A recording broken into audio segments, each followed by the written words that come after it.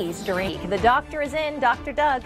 Meteorologist Doug Gillum joins us in the next 20 minutes to break down the difference between Arctic air and Siberian air, and he'll tell us how long this cold will last.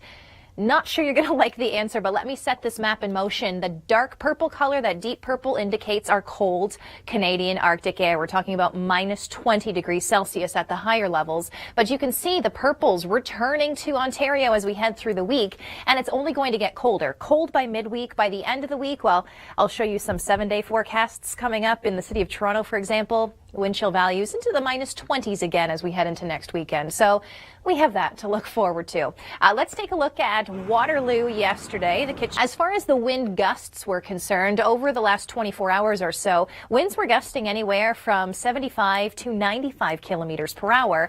It's still going to be windy today, maybe gusting 65 to 75 kilometers per hour. So not as bad, but still very windy, and it will give us wind chill value. So this morning, feeling close to about minus 5, minus 6 in Toronto. Not the end of the world, certainly, but for tomorrow morning, feeling like the minus teens. So we're heading not in the right direction if you're sick of the cold. Take a look at the end of the week, feeling like minus 20 for Thursday and Friday here in the city of Toronto. As I mentioned, we are going to see the return of the cold Siberian air, and that's the big story for us this week. It's looking fairly quiet, lots of sunshine, dry conditions, but it's getting progressively colder each and every day.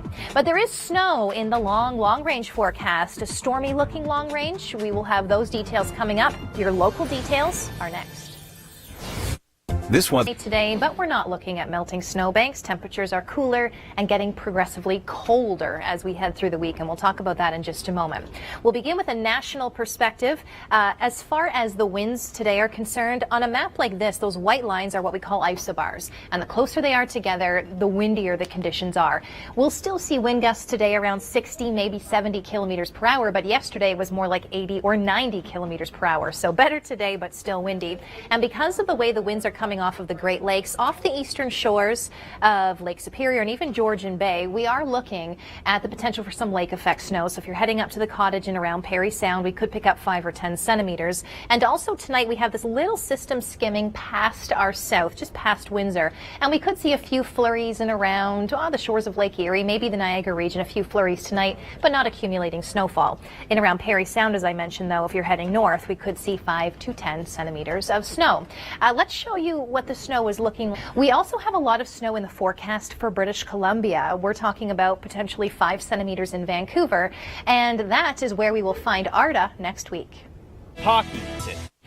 Especially if you're a hockey fan, you'll want to check out his coverage across Western Canada next week. But let's take a look at our next 7 days. I mentioned we're getting progressively colder. So today we'll be at the freezing mark in Toronto. It'll feel closer to minus 6 when you factor in the winds, closer to minus 10 tomorrow.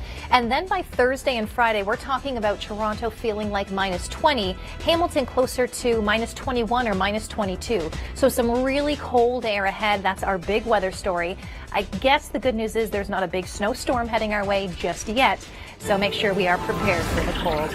And don't